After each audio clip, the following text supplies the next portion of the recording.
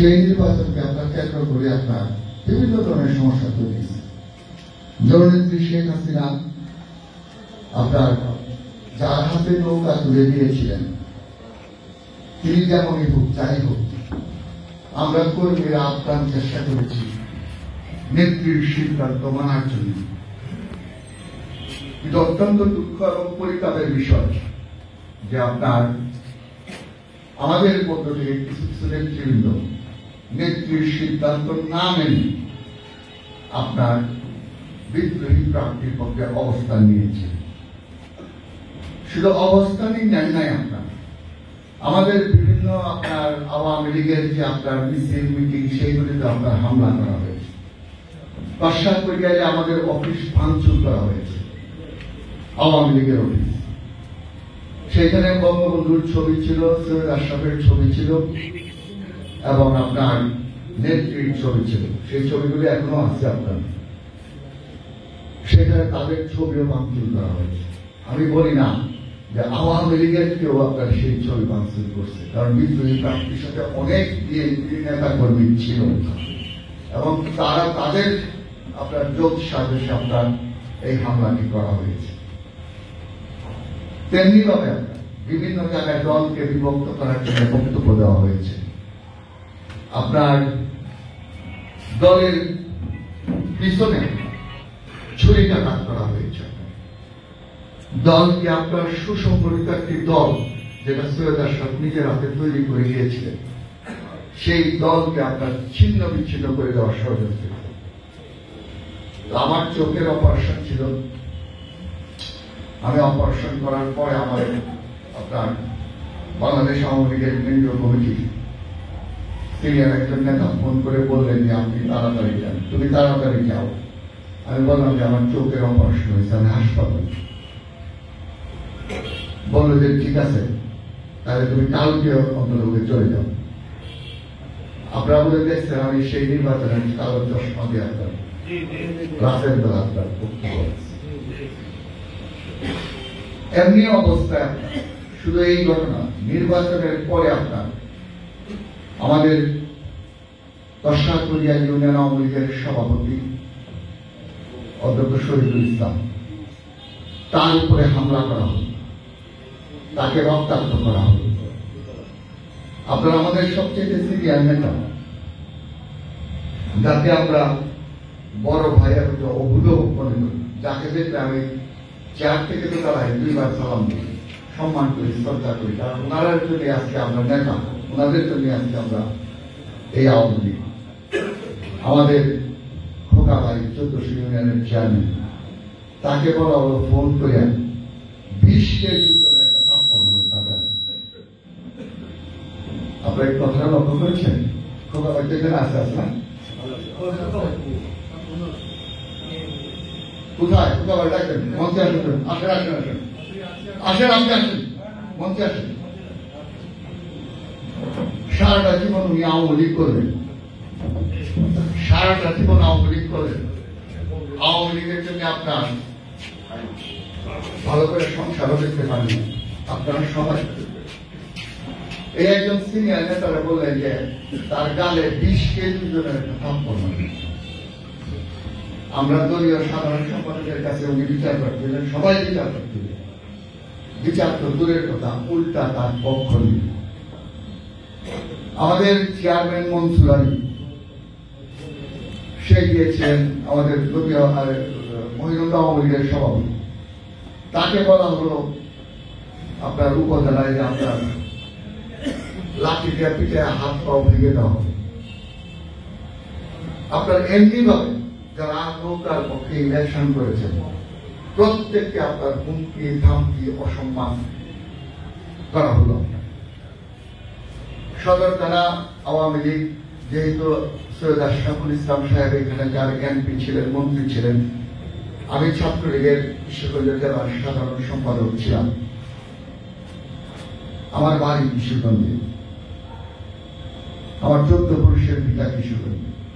আশরাফ ভাইয়ের সাথে ঘুরতে ঘুরতে ঘুরতে ঘুরতে আপনাদের সাথে আমার সম্পর্ক হয়েছে, প্রত্যেকের সাথে আমার সম্পর্ক হয়েছে এবং আমি এই তৃণমূল পর্যন্ত আওয়ামী লীগের নেতা কর্মীদেরকে নাম ধরে আপনার না রাখতে পারলেও আমরা মুখটা চিনি এবং যে যে আমার কাছে যে কোনো কাজে আসলে আমি সাহায্য করার চেষ্টা করি। এই যে আপনার পরিস্থিতি তৈরি করা হবে, সেই পরিস্থিতির আলোকে সদর থানা আওয়ামী লীগকে যখন বিশৃঙ্খলা তৈরি করা হবে, আতাউর রহমান সাহেবকে আপনার অসম্মান করার চেষ্টা করা হবে, আমাদের ইউনিয়নের নেতাদেরকে অসম্মান করার চেষ্টা করা হবে, তখন ওনারা সম্মিলিতভাবে বসে সিদ্ধান্ত নেন দলীয় সাধারণ সম্পাদকের এইসব অসাংগঠনিক কাজের কারণে তাকে আপনার পদ থেকে বহিষ্কার না অব্যাহতি দেওয়া হয়।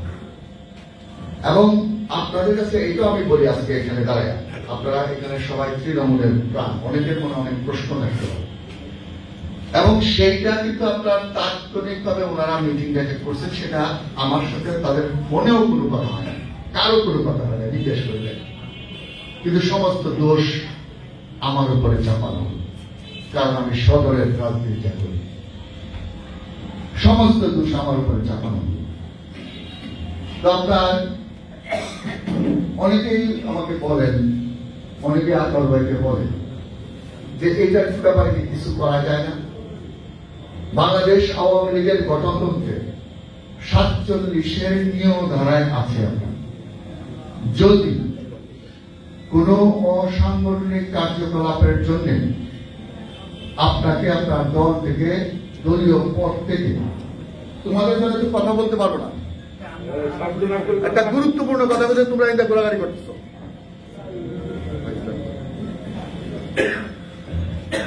47-এর নিয়ম দ্বারা, শব্দটা মনে রাখবেন, 47-এর নিয়ম গঠনতন্ত্রে ধারায় আছে যে যদি কাউকে পদ থেকে অব্যাহতি দেওয়া হয়, সেটা কেন্দ্রে পাঠানোর পরে 1 মাসের মধ্যে যদি কেন্দ্র কোনো উত্তর না দেয়, তাহলে তার অব্যাহতি কার্যকর। সেই হিসাবে 2019-এর এপ্রিলে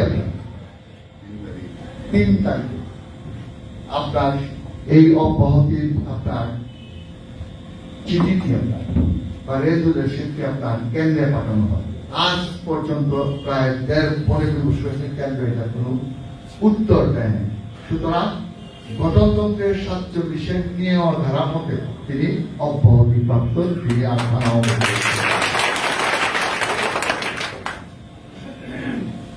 এখন উনি যেটা বলেন, আমারও খারাপ লাগে আপনার, এখন উনি যেটা বলেন যে আমাকে বহিষ্কার করা হয়েছে, ওনাকে কিন্তু বহিষ্কার করা হয় না, উনি যারা আওয়ামী লীগের সদস্য, সম্মানিত সদস্য। আপনার গণতন্ত্রে আছে আপনার যদি কাউকে বহিষ্কার করা হয়, তাহলে আপনার 3 মাসের মধ্যে কেন্দ্র যদি আপনার উত্তর না দেয়, তাহলে এটা বহিষ্কার কার্যকর না, অর্থাৎ তোমার এই চিঠি আমি গ্রহণ করলাম না। দুইটার মধ্যে আপনার কিন্তু পার্থক্য আছে। এখন সাধারণ নেতা কর্মীদেরকে বলে যে ওনারা বহিষ্কার করেছে, আসলে বহিষ্কার করা হয় নাই, অব্যাহতি দেওয়া হয়েছে, সেই অব্যাহতি কার্যকর। সুতরাং থানা আওয়ামী লীগের নামে কেউ যদি কোথাও মিটিং করতে যায়, আতাউর রহমান এবং আওলাদের নেতৃত্বের বাইরে, সেখানে কিন্তু আপনার আমাদের কোন আওয়ামী লীগের নেতা কর্মী যাওয়া উচিত নয়, তাহলে সংগঠন, তাহলে এটা আপনার সংগঠন বিরোধী আপনার কাজ হবে। অর্থাৎ ব্যক্তি, আমি যে কথাটা আপনার ইউনিয়নের মিটিংয়ে বলেছি যে এরা ব্যক্তির দল করে, আওয়ামী লীগ করে, সুতরাং ব্যক্তির দল নয়, আমরা আওয়ামী লীগ করতে চাই, আমরা কাউকে আপনার হারাতে চাই না, আমরা সবাইকে নিয়েই আপনার রাজনীতি করতে চাই। কিন্তু যদি কেউ মনে করে থাকে যে কিশোরগঞ্জের সদর থানা আওয়ামী লীগ আমার ব্যক্তিগত সম্পত্তি, আমি যা বলবো তাই হবে, আমি যা করবো তাই হবে, আমি নৌকার বিরুদ্ধে ইলেকশন করবো, আমার বিরুদ্ধে আমার পক্ষে তোমাদের জিন্দাবাদ দিতে হবে, এই আওয়ামী লীগ রাষ্ট্র তৈরি করে যান নাই। এই আওয়ামী লীগ তো আপনার শেখ হাসিনার আওয়ামী লীগ, এটা আপনার ব্যক্তিগত আপনার আওয়ামী লীগ হতে পারে। সুতরাং এই ব্যাপারে আপনারা সাবধান থাকবেন। মনে রাখবেন, কাউকে যদি প্রশ্ন করে বলবেন গঠনতন্ত্রের 47-এর নিয়ম আপনি বইটা নিয়ে আসেন, ওনারা মনে করে 2 কলম লেখাপড়া করলে উদয় আপনার আর গলা কাপায় ভাষণ দিলে উদয় কর্মীরা আকৃষ্ট হবে। কর্মীরা আমাদের কিচ্ছু জানেন ওনারা ছাড়া ওদের আর কেউ কিচ্ছু জানেন। আজকে আমি বলে দিলাম, যদি যায় যা গঠনতন্ত্রের 47-এর নিয়মটা আপনি একটু পড়ে আমাদেরকে শোনান তো ভাই, এখানে কি আছে। আর আপনার এই মিটিং এর নাম আমি একটা কথা বলেছি এবার, যে কিশোরগঞ্জের সদরে রাজনীতির নামে যে নাটক আপনার তৈরি করা হয়েছে, সেই নাটক শেষ নাম পর্যন্ত আমরা কিন্তু মঞ্চ থেকে নামবো না। কারণ এই নাটকে নায়ক ও সদরের মানুষ, নায়িকা ও সদরের মানুষ, বাইরের কোন লোক দেওয়ার সদর আমরা চালাতে চাই। আমরা পরিষ্কার ভাবে বলেছিলাম, আমরা সকল দলের কাছে আহ্বান করছি, আমাদের যে মিটিং গুলি হয়েছে সেখানে আমরা পরিষ্কার ভাবে বলছি, জেলা আওয়ামী লীগ কিশোরগঞ্জ জেলা নিয়ে গঠিত, সেটার ব্যাপারে আমাদের কোন আপত্তি নাই। এই জেলার ভিতরে যার বাড়ি আছে সবাই জেলা আওয়ামী লীগ করবেন, জেলা যুবলীগ করবেন, জেলা ছাত্রলীগ করবেন, জেলা কৃষক লীগ করবেন, জেলা শ্রমিক লীগ করবেন, কোন অসুবিধা নেই। কিন্তু সদর তারা আওয়ামী লীগ শুধু সদরের মানুষই করবে। সদর তারা আওয়ামী লীগের নেতৃত্ব আমার সদরের মানুষ দেবে, আমার সদরের ছেলেরা দেবে, আমাদের সদরের ভবিষ্যৎ প্রজন্ম আপনার দেবে। একদিন আপনার রহমান সাহেব থাকবেন, আওয়াজ থাকবেন, আমরা থাকবেন, আপনারা থাকবেন না। কিন্তু আমি যে বীজটা বপন করে যেতে চাই, যে সদর থানা আওয়ামী লীগের নেতৃত্ব সদরের মানুষ কি পাইছি আমরা আজকে, এগুলি উপলব্ধি করতে হবে। আপনার ৮৬ সনের ফজলুর রহমান সাহেবের মনোনয়ন দিয়েছিলাম, এমপি ছিলেন, আমাদের যদি কিছুই করেন না, কারণ সদরের মানুষের যে নারীর টান সেটা তার এইখানে ছিল তার জয়সিংহ। আপনার বিএনপি আতাউর রহমান সাহেবের মনোনয়ন দিয়েছিলেন, ওনার বাড়িও আত্মজ্ঞ, তিনিও আপনার কোন কিছু করেন নাই, কারণ নারীর টানটা এখানে ছিল না। আপনি দেখেন মাসুদুল আলী সাহেব বিএনপি মনোনয়ন দিয়েছিলেন, উনিও পিসপুরের বিএনপি ছিলেন, উনার বাড়িও আপনার কেন্দ্র। এই যে আপনার আমাদের সদরের মানুষের এই যে দুর্ভাগ্য, বাইরের থেকে আপনার সারা জীবন মানুষ এসে আমাদের উপরে নেতৃত্ব দিচ্ছে, আমরা নেতা বানায় দিচ্ছি, আমরা এমপি বানায় দিচ্ছি, আমরা মন্ত্রী বানায় দিচ্ছি, কেউ কিন্তু আমাদের জন্য কোনো কাজ করে না। আমরা এমন দুর্ভাগা একটা সদর, একমাত্র 2-3 লোক সদরের মানুষ আপনার নেতা হয়েছে। এক সৈয়দ নজরুল ইসলাম আপনার ঘুরতে বানাইছিলেন সদরে বাড়ি, মাত্র আপনার 3.5 বছর রাষ্ট্রীয় ক্ষমতায় ছিলেন, যেহেতু নারীর সম্পর্ক একটা টেক্সটাইল মিল বানায় দিয়েছে।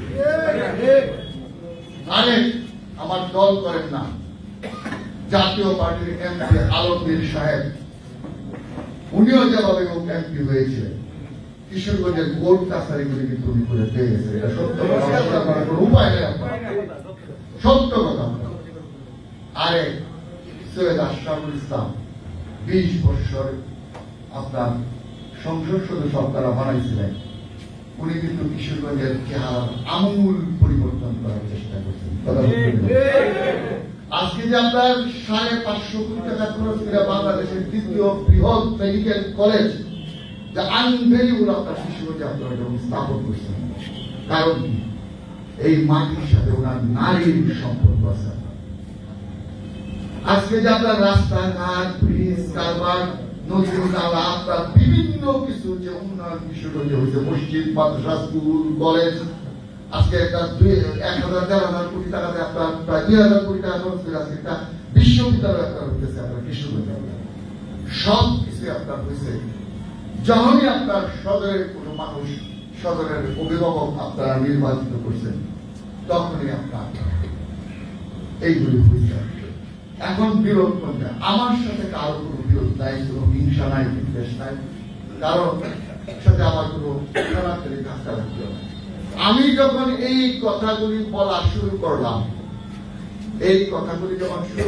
দেখলাম আস্তে আস্তে সদরের নেতৃবৃন্দ যারা, এরা আমার চারপাশে আপনার দাঁড়াইছে। এই আতাউর রহমান, এই আওয়াজ হোসেন, এই যে আমাদের চেয়ারম্যান সাহেব, ইউনিয়নের প্রেসিডেন্ট সেক্রেটারিরা, সবাই কিন্তু আমার চারপাশে দাঁড়াইছে। আস্তে আস্তে দেখলাম যে সদরের বাইরে যাদের বাড়ি ঈশ্বরগঞ্জ, যাদের বাড়ি নোয়াখালী, যাদের বাড়ি বিভিন্ন জায়গায় আমাদের উপর চারটে হয়েছিল আপনার, এরা আস্তে আস্তে আপনার দূরে সরে গেছে। সুতরাং আপনাদের কাছে অনুরোধ করব, আপনি আমার পছন্দ করেন না, আপনি নিজে নেতা হন, আপনার পছন্দ মতো নেতা হন। আপনার রহমানকে পছন্দ করেন না, আপনি নিজে নেতা হন, আপনার পছন্দ মতো নেতা হন, কিন্তু তার নারীটা কিশোরগঞ্জের পুতা আছে কিনা সেটা আপনারা একটু দেখে। এটা তো আমার কথা।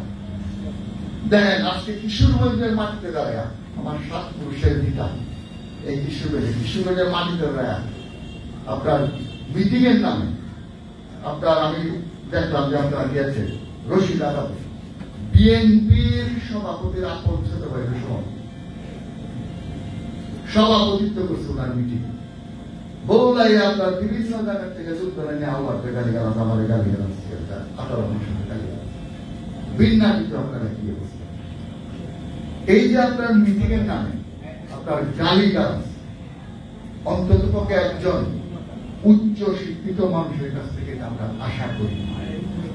এইগুলির নাম রাজনীতি না, এইগুলি হল আপনার পায়ের নিচ থেকে মাটি সরে যাওয়া একজন উদ্ভট মানুষের কিছু প্রলাপ ছাড়া কিছু না। আমারে বলে আপনার, আমি নাকি সৈয়দ আশরাফের সই চাল করি আপনার আশরাফ ভাইয়ের সব টাকা তুলে দিয়েছি। আপনি দেখেন ব্যাপারটা, আপনার সৈয়দ আশরাফ সই চাল, উনি একজন রাষ্ট্রীয় ব্যক্তি, শেখ হাসিনা কোনো অভিযোগ করল না। উনার ভাই মেজর জেনারেল শাফায়েতুল ইসলাম, উনি কোনো অভিযোগ করলেন না। ডাক্তার জাকিয়ানুল লিপি কিশোরগঞ্জের সদরের এমপি, উনি কোনো অভিযোগ করলেন না। সৈয়দ শরীফুল ইসলাম আশরাফ ভাইয়ের ছোট ভাই, উনি কোনো অভিযোগ করল না। মঞ্জুরুল ইসলাম আশরাফ ভাইয়ের ছোট ভাই, সে কোনো অভিযোগ করল না। ডক্টর আফরিয়ানুল রূপা, সে কোনো অভিযোগ করল না। উনি অভিযোগ করলেন যে আমি নাকি আশরাফ ভাইয়ের সই জাল করি, আপনার ব্যাংকে থেকে ওনার টাকা পেয়ে গেছি, ওনার একটা মেয়ে আছে রিমা ইসলাম, সেও কোনো অভিযোগ করলেন। দেখেন রাজনীতিতে কিভাবে আপনার প্রভাকাণ্ডা ছড়ায়, মিথ্যার পেশা, মিথ্যার সীমা আছে। সবকিছুর পরে আমার রক্ত এমন একটা রক্ত, এটা নিচে নামলেও একটা পর্যায় পর্যন্ত নিচে নামে, এর বেশি নিচে নামা আমাদের পক্ষে সম্ভব না। আমাকে বলা হইল আপনার যে বিভিন্ন জায়গা থেকে আপনার কি আশরাফ ভাই, যেমন থাইল্যান্ডের আশরাফ ভাইয়ের সই জাল করিয়া বিভিন্ন জায়গায় নাকি আপনার অফিসার বন্দী করা হয়েছে। কি অবাক ঘটনা আপনি দেন, একজন মন্ত্রী যখন রাষ্ট্রীয় ভাবে ছুটি নেয়, তার কাছে আর কোন ফাইলপত্র আসবে? সে তো থাইল্যান্ড হাসপাতালে, একটা সই যদি আপনার হয়, তাহলে এটা থাইল্যান্ড থেকে আশ্বাস করে দিচ্ছে বাংলাদেশের, আপনার বাংলারা কি এত ব্যাক করলাম। আর যিনি করছেন সুবিধা, তিনি হলো এপিডি ছিলেন, উনিও বোধহয় তারা ধরছেন। এপিডি ছিলেন, সে হলো তার ক্লোজ ফ্রেন্ড, ঈশ্বরগঞ্জ বাড়ি, তার বাড়ির লোকের বাড়ি আশা পায় হাতে পায় ধরিয়া তারা আপনার এপিডি বানাইছেন। এপিডি মানে সমস্ত বদলির ক্ষমতা যার হাতে আপনার। আমার জীবনে আমি কিশোরগঞ্জের ইউনোকে হবে সেটা নিয়ে আশরাফের সাথে কথা বলতে পারছি, আর বাইরে আপনার কথা বলি। আমাদের বানানো হইল যে আমি নাকি আপনার মাফিয়া ডন, কিশোরগঞ্জের সব লুটপাট করে আপনার শেষ করে দিতেছে। আপনারা বুকে হাত দিয়া বলুন তো, কিশোরগঞ্জে আপনারা একবার তৃণমূল পর্যন্ত হাঁটাহাঁটি করেন, বলেন তো আপনারা একবার যে সৈয়দ আশফাকুল ইসলাম টিটু চাকরি দেওয়ার কথা বলে এক থেকে পয়সা নিছে? না। আপনার সৈয়দ আশফাকুল ইসলাম টিটুর কাছ থেকে থানায় তদবির করিয়া পয়সা নিছে? আপনারা এটা খোলামেলা আমাদের নেতৃবৃন্দের সামনে বসে এই কথাগুলো অনেক দুঃখে কষ্টে বলেছি আপনারা এখানে বলেন তো একজন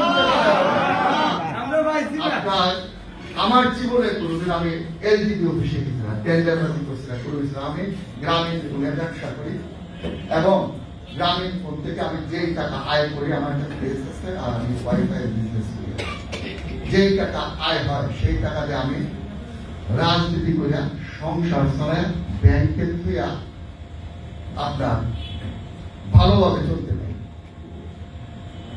তো আপনার সমস্ত ইউনিয়নের নেতাদেরকে বললেন যে আপনারা সব কম সব চুরি করে বেঁচেছে। এরা যখন আপনার সাথে কাজ করছে তখন কি চুর ছিল না? এই যে আপনি আমার নেতাদেরকে এত দীর্ঘ প্রক্রিয়া একজন নেতা তৈরি হয়, এত দীর্ঘ প্রক্রিয়ার মাধ্যমে পরীক্ষা নিরীক্ষার মাধ্যমে একজন নেতা তৈরি হয়, এটা তো আওয়ামী লীগ, এটা বিএনপি না। এত বছর 32 বছর তো এরা আপনার সাথে রাজনীতি করছে, এরা সবাই রাজনীতি করছে, তখন তো আপনি কিছু বললেন না। আজকে যখন নীতি নৈতিকতা দলের আদর্শের প্রশ্নে আপনি যখন ডিফার করলেন, যখন এরা আপনার সাথে একমত হল না, তখন আমি হইলাম চোর, আপনার আমাদের ডাকাই, আর আমাদের নেতৃবৃন্দ খারাপ। এই যে আপনার একটা মানে উদ্ভট আপনার কথাবার্তা, এগুলি কি শুরুতে ছিল না। এই ছাত্রলীগের রক্তে শুধু শুধু খোলাপান নিয়ে আপনারা আমাদের গাড়ি ব্যবস্থা। আপনি তো দিয়েছেন যেই ছেলেটার ভবিষ্যৎ আছে, যেই ছেলেটার 26-27 যার ভবিষ্যৎ আছে রাজনীতিতে, তাকেও আপনি ধ্বংস করে দিচ্ছেন, তাকেও আপনি ধ্বংস করে দিচ্ছেন। এটার নাম তো আপনার রাজনীতি হতে পারে। রাজনীতিতে প্রতিদ্বন্দ্বী থাকবে, প্রতিযোগিতা থাকবে, সবকিছুই থাকবে। আপনিও হইতে চান, আমিও হইতে চান, আপনিও সামনে এগিয়ে যেতে চান, আমিও সামনে এগিয়ে যেতে চাই। চলেন দৌড় দেই, চলেন দৌড় দেই। রাজনীতিতে আপনার কৌশল আছে, রাজনীতিতে কৌশল থাকতেই না, কিন্তু রাজনীতির নামে অপকৌশল করে কর্মীদের জীবন নষ্ট করার নাম রাজনীতি হতে পারে না। এটা কোনদিন রাজনীতি হতে পারে না। আপনি বলেন আমার এই আওয়ামী লীগ নেতৃত্ব আছে, আমার আব্বা আওয়ামী লীগ করতে যারা আমাদের ভারত সহ বংশগত আওয়ামী লীগ। আপনি বলেন যে আপনার একজন রাজনীতিবিদের যে আকর্ষণীয় ব্যক্তিত্ব না, আপনার কি মানে অদ্ভুত হয়ে গেছি? একজন রাজনীতিবিদের যে আকর্ষণীয় ব্যক্তিত্ব না থাকে, অর্থাৎ তার কথাবার্তা, তার আচরণ সমস্ত কিছু মিললে যদি আপনার জনগণ এবং কর্মীদেরকে আকৃষ্ট করতে না পারে, তাহলে কি গায়ের জুড়ে নেতা হওয়া যায়? গায়ের জুড়ে কোন নেতা হওয়া যায়? গায়ে মানে আপনি তো রাজনীতিবিদের বঙ্গবন্ধুর যে আকর্ষণীয় ব্যক্তিত্ব ছিল, সেই সম্মোহনী ব্যক্তিত্বের কারণে কিন্তু 7.5 কোটি মানুষ তার পিছনে এক আর দেখেন অপরদিকে কত ক্ষমতাশালী ছিল মুনায়ম খানরা। বঙ্গবন্ধুর কথায় কথায় জেলে নিত, ওই তার পিছনে তো তাদের পিছনে তো মানুষ গেল না, খন্দকার মুস্তাকের পিছনে তো মানুষ গেল না। সুতরাং এটা গড গিফটেড, আল্লাহ প্রদত্ত দান। নেতৃত্ব হইল আপনার আল্লাহ প্রদত্ত দান। আপনি শত জোর করিয়া, শত চেষ্টা করিয়া, শত চিৎকার করিয়া আমার মানুষের আপনার কাছে নিতে পারবেন না, যদি না আপনার আচার আচরণ, আপনার সততা, ভালোবাসা, প্রেম, দেশপ্রেম, ব্যক্তির চেয়ে দল বড়, ব্যক্তির চেয়ে সংগঠন বড়, এই মনোভাব যদি কর্মীরা, আমরা অনেকে মনে করি যে এই তৃণমূল নেতারা হতো বোকা, এরা তীক্ষ্ণভাবে লক্ষ্য করে কোন নেতা কি আচরণ, কোন নেতা কি চায়। এরা কিন্তু তৃণমূলের নেতারা তীক্ষ্ণভাবে আপনার নজর রাখে। আর আমরা মনে করি যে এরা তো কিছু না বুঝে না ভাই আর বক্তৃতা দিব দূরে দূরে চিৎকার করিয়া 3 জনে একটু হ্যান্ডশেক করো, 5 জনে কোলাকুলি হলো, 4 জনে স্লোগান দিল, বাস আমি নেতা হয়ে গেছি। This is not leadership, this is not leadership. আপনার লিডারশিপ হল আপনার আকর্ষণীয় ব্যক্তিত্ব এবং তার কর্মকাণ্ডের মাধ্যমে সংগঠনের মধ্যে নিজের অবস্থান তৈরি করা, কর্মীদের মধ্যে তার অবস্থান তৈরি করা। আমি কি বলবো বলে আজকে এই যে করোনা গেল, এই করোনার সময় একটা দরজা আপনার খোলা ছিল।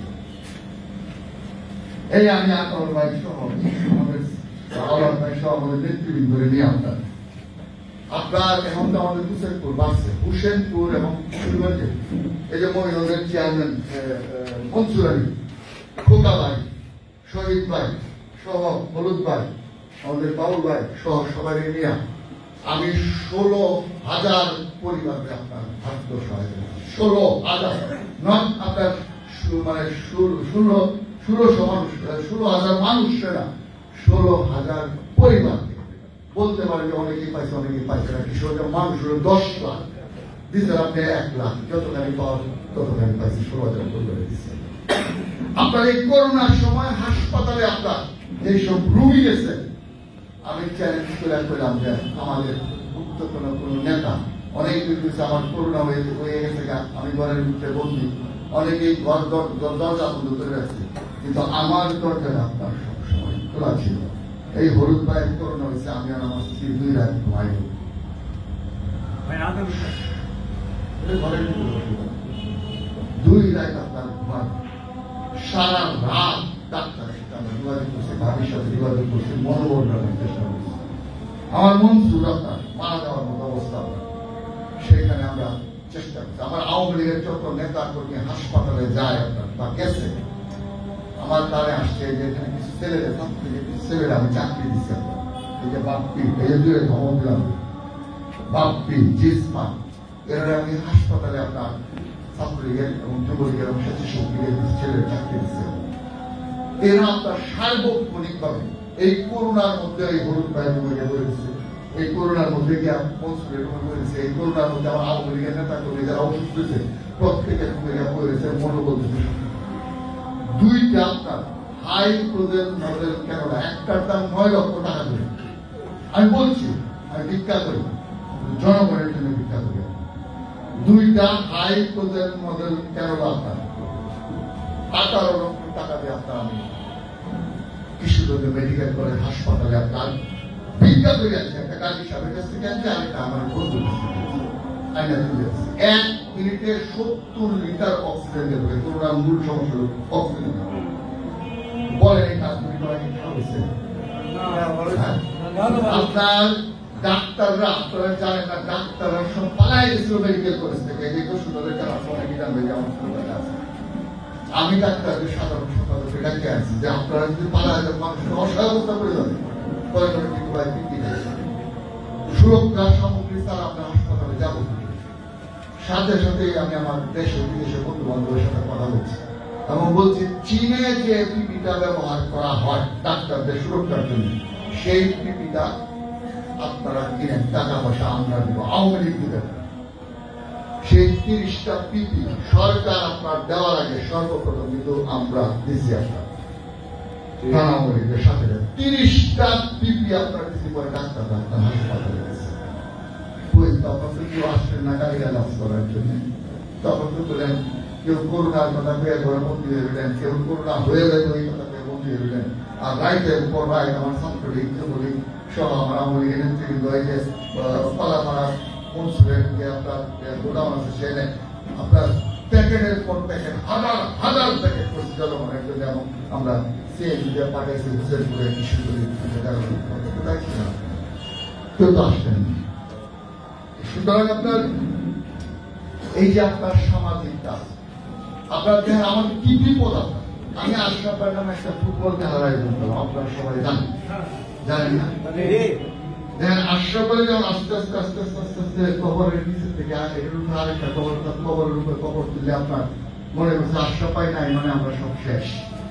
চেষ্টা করতেছিল, তখন আমি কিন্তু আপনার চিন্তা করলাম যে ন সদরের নেতারে মারা যাওয়ার পরে বাঁচায় রাখতে হবে, সবাইকে বাঁচায় রাখতে হবে।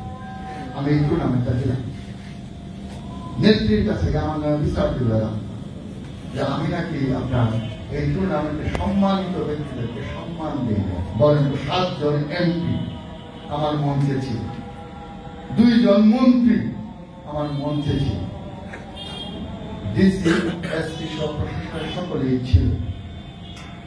উনাকে কেন মানে ওনাদেরকে কেন মঞ্চে, ওনারা বিদ্রোহী, ওনাদেরকে আমি মঞ্চে আনবো। এই যে আপনার একটা অবস্থা কৃষিকে সদর দ্বারা তৈরি করা হয়েছে, এইটার ব্যাপারে আপনারা সজাগ থাকবেন। কারণ আমি জানি আপনারা যারা ওয়ার্ডের নেতা, আপনারা যারা ওয়ার্ডের নেতৃত্ব দেন, তারা সারাদিনই যুদ্ধ করেন, বাজারে ঘুরে ঘুরে চা খাইতে খাইতে কত যুদ্ধ করেন, কত ঝগড়া করেন, বইয়ের কথা মনে যায় না, বাচ্চার কথা মনে যায়, নিজের কথা মনে যায়। সুতরাং আপনারা এই কথাগুলি যদি আরো কিছু জানাতে আপনারা বললেন, জানবো আমি আমার বক্তব্য লম্বা করবো না, আমাদের সঙ্গে সর্বশেষ আমি বলি, এটা টাকার কিছু আর একটা উদ্দেশ্য আছে আপনার। আমরা একটা বিজয় র্যালি করতে চাই 18 তারিখ, 18ই ডিসেম্বর আমরা একটা বিজয় র্যালি করতে চাই, সমস্ত কিশোরগঞ্জ মিলে। সেই বিজয় র্যালিটা আপনার আমরা খুব বর্ণাঢ্য ভাবে করতে চাই। প্রত্যেক ইউনিয়ন থেকে, যেহেতু আমাদের পদ্মা সেতু হচ্ছে, আমি আমার ছাত্র নেতারা দায়িত্ব দিচ্ছি, আশরাফ আলী আসছিল, শিল্পী আসছিল, আমাদের যুব নেতা জীবন ছিল, তাদের একটা কথাবার্তা বলছি। সেটা পদ্মা সেতুর আপনার একটা অবয়ব আমরা তৈরি করি, যেটা গরুর গাড়ির উপরে থাকে। তারপরে আপনার এটা আপনাদের মানে ইয়ার উপরে নির্ভর করে, মতামতের উপরে নির্ভর, আমরা একটা প্ল্যান করছি, প্ল্যানটা জানাই দিচ্ছি। তারপরে গরুর গাড়ির পিছনে পদ্মা সেতুর করে কিছু গান, বঙ্গবন্ধু শেখ হাসিনা কিছু গান আছে, দুইটা গরুর গাড়ি থাকে, সেটা গান। প্রত্যেকটা ইউনিয়ন থেকে আপনার ব্যান্ড পার্টি আসবে, প্রত্যেকটা ইউনিয়ন থেকে ব্যান্ড পার্টি আসবে, প্রত্যেকটা ইউনিয়নের কর্মীর হাতে একটা করে বইটা থাকবে, নৌকাও থাকবে। আপনার যত ধরনের উৎসবের আমেজ আছে, আমার নেত্রী শেখ হাসিনা বিশ্ব ব্যাংক যেদিন টাকা বন্ধ করেছিল, সেদিন তিনি চোখের পানি ফেলেছিল, আর মুজিবের বেটি সেদিন চ্যালেঞ্জও করছিলেন, টাকা তোমরা দিবা না, আমরা এখন আর বিদ্যুৎ নিজের টাকায় প্রত্যাশিত বানাবো, আমরা নিজের টাকা গর্ব করে বলতে হলে আমরা প্রত্যাশিত বানাইছি। সুতরাং আমরা উৎসব করতে চাই, এই বিজয়ের মাসে আমরা উৎসব করতে চাই। আপনারা যদি অনুমতি দেন তাহলে এই প্রোগ্রামটা আমরা হাতে নিতে চাই, যদি আপনারা সবাই অনুমতি দেন। সবাই বলেন আমরা বইটা আনবো, নৌকা আনবো, আমরা ব্যান্ড পার্টি নিয়ে আসবো, আমরা পদ্মা সেতু বানাবো, আমরা আপনার সামনে গান বাজনা থাকবে, আপনার সব কিছু মিলে আমরা একটা উৎসব আপনার করতে চাই।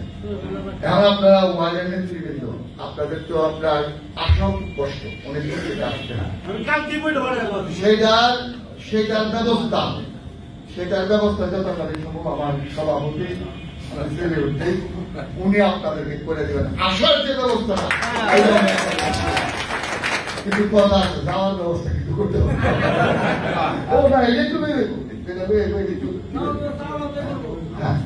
সুতরাং আমি আমার বক্তব্য শেষ করছি। আমি বলি এরপরে আমরা একটু রাস্তা খাবো, খাইয়া আপনাদের ওয়ার্ডের নেতৃবৃন্দের কথা শুনবো। আপনারা যারা নামাজ পড়বেন তারা নামাজ পড়েন, আর যারা না পড়বেন তারা এখানে বসেন। হ্যাঁ, আমরা একটু রাস্তা খাইয়া তারপরে আরেকটু বিষয় আছে, যেটা শহীদ আছে, তারা কথা বলবেন। ধন্যবাদ।